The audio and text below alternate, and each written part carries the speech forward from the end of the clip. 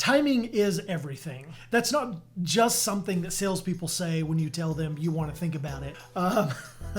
All kidding aside, with any big decision, especially financial decisions, but really any big decision, if the time frame isn't right, if things aren't lining up just the way you think they should be, if you feel like you're forcing it to happen, maybe the timing just isn't right.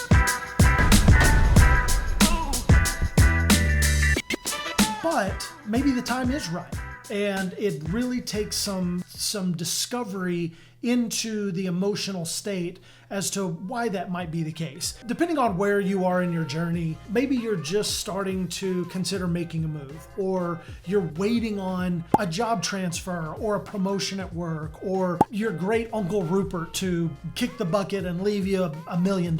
Whatever the situation is, your best decisions in life have led you here.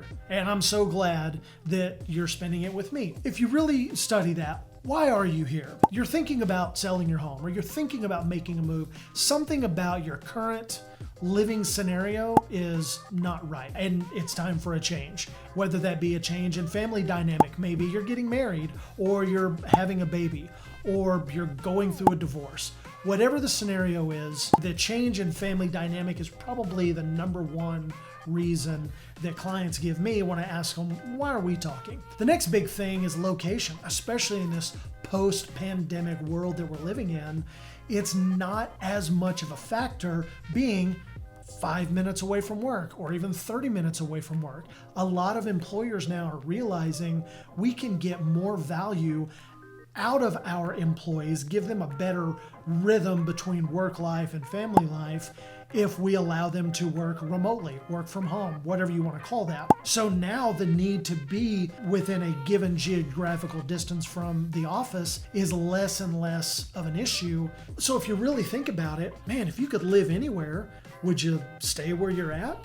Would you rather be in Texas or Oklahoma or Puerto Rico? Where would you go if you could live anywhere and geography wasn't as big of a factor keeping you where you are? Where would you go? And that can be an exciting prospect. Other than that, it usually comes down to something about the home. It no longer fits what you're looking for. Either there's not enough bedrooms or not enough bathrooms, or too many bedrooms now that the kids have gone off to school or marriage or wherever life is taking them, and you've got this massive house that is just too much to keep up with, or to clean, or yard work, or all those things. Maybe you really want a pool, but you can't find a pool builder that can get you in the next couple of months, or you hate having a pool. Whatever it is, something about the home is no longer jiving with where you are in life, and it's just time to move on to the next spot. I try to encourage people, don't get so wrapped up in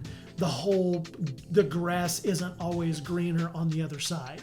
You know what? That's true. Sometimes the grass is not greener on the other side, but sometimes it is. And if you constantly are coming back around to this house just no longer works for us, or this apartment no longer works for us, or living in a neighborhood and not on 50 acres of land somewhere no longer works for us, that's okay. There's nothing wrong with wanting to shake things up a little bit, and changing where you live or how you're living can be an easy way to do that. I've got a friend of mine that about a year ago, she sold her property, bought a van, and now she lives in a van that she converted, and she can sleep where she wants to, or if she wants to go to Arizona, she can go, right? So where do you want to be?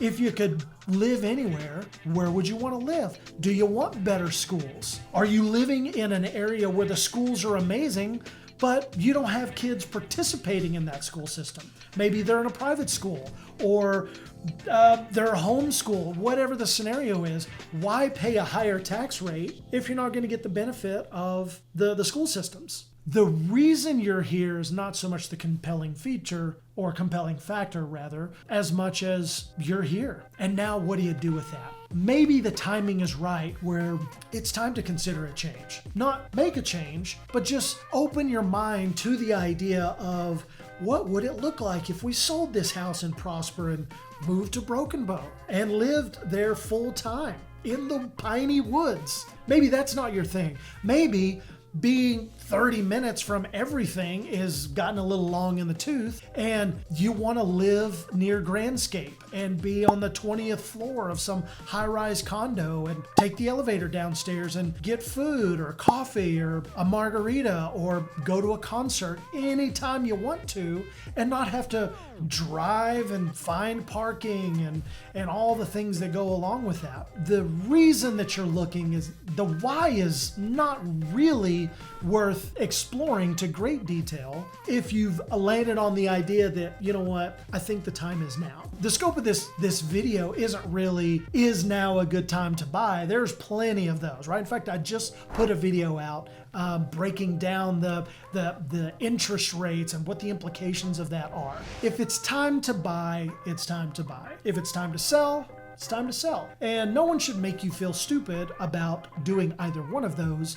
If it fits what you have next in life, maybe it's worth exploring that. And a lot of times that's where the conversation starts when I meet with a client is, what are we trying to achieve? What do we feel like the next step is? And does it make sense to do that now?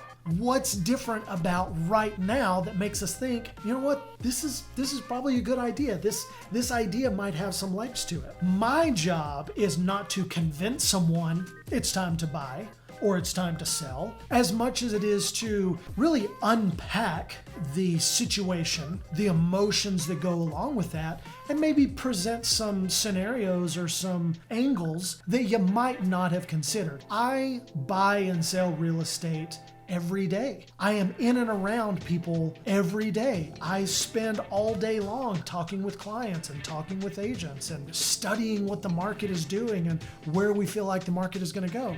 In fact, would you like to know what's in my crystal ball? Because I can tell you, I can see the should I buy now or should I wait? Well, that kind of has to do with timing, right? It depends. What's your cash position? What is your debt to income ratio? What's your credit score? Money is even now so cheap to borrow. So if you had $1 million, do you tap into that to go buy the home that you're going to live in? Maybe not. There's so many things to consider, so many opportunities and opportunity costs that should go into that decision on timing and what resources you use and how you allocate certain resources. We're not putting satellites in space here, gang. You don't have to be that smart to be a real estate agent. And agents hate it when I say that, but if you really think about it, you already have the thing. The thing that's driving you to have this conversation, to consider a transition. You already have that. You don't need me to manifest that. Now it comes down to, is now the best time to do that? And people that try to time the market usually end up hurting themselves. So why not just make the transition? If you need to make a change, make the change. If you need to think about it, think about it. If you need to pray about it, pray about it. And I recommend praying about it. I think sometimes we get in our own way, and I'm not going to get off on a philosophical rant here, but sometimes we get in our own way, and it's very clear that a path is being laid out in front of you, and now it's just time to obey. Something to think about. So sometimes it's factors outside of your control. Maybe you don't have enough money for a down payment. Maybe you grew up in the house that told you need to put 20% down so that you can avoid PMI. And lenders will spend days talking about the evils of PMI, but not all private mortgage insurance is created equal. And you may be waiting unnecessarily. You've got interest rates that are going crazy right now. As interest rates increase, your buying power decreases. So there's an element of timing there. Now, just because interest rates are going up, does that mean you should buy? Of course not. Prescription without diagnosis is malpractice. So I'm not about to get on here and tell you need to go buy because I don't know what your unique scenario is. Maybe the best thing you can do is do nothing. Sometimes doing nothing is the right move. Boy, there's a life lesson in there. Every situation is different. Every family dynamic, every job scenario, right? There's so much that goes into it. I am not about to try to convince you that you should buy a house or you should sell your house and buy a van and tour the country or get into overlanding. Overlanding is actually pretty cool.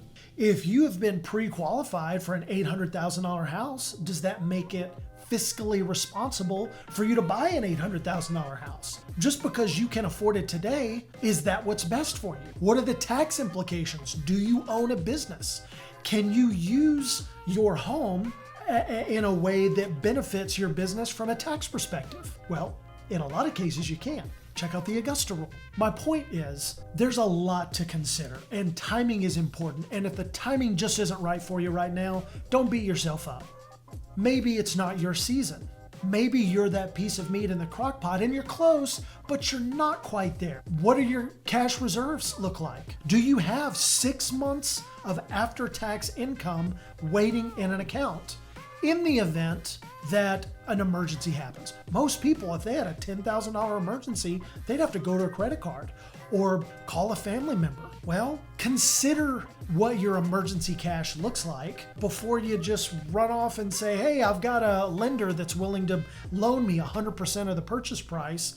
I want to start looking. I'm not really worried about having cash in the bank right now. Oof, that is shaky, shaky ground. So again, my job isn't to talk you out of that, but my job is to ask some intelligent questions so that you understand where the chips are laying. And then the choice is yours.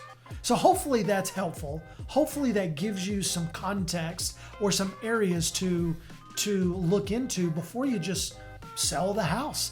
Guys, listen, there's a lot of stuff coming. Do a Google search for Fields of Frisco. If you're in Frisco or Prosper or Little Elm or Aubrey and you aren't familiar with what's going on with Fields of Frisco and you're thinking about selling your house, just do a little bit of deep dive into the Fields of Frisco. To say nothing of PGA and all that's happening in that area. There's some really, really exciting things coming this way. Maybe the best thing you can do right now is do nothing. Or a better way maybe of saying it is hold what you got and don't get any on you. Big things are coming, worth considering. Hey, I noticed you're watching the videos, but you haven't subscribed to the channel. Why not? It doesn't cost you anything. It's absolutely free. I mean, where in life do you get something for free? Well, thank you, YouTube. Go ahead and subscribe. Hit the notification bell so that you're alerted anytime new content drops. And hit the like button, will ya? Could really use your help. All you gotta do is just hit it one time. Throw a comment down below. Really appreciate it. The YouTube algorithm is a fickle beast, and we're trying to get this thing off the ground. So like, subscribe, comment, and call your mother, will ya? She misses you.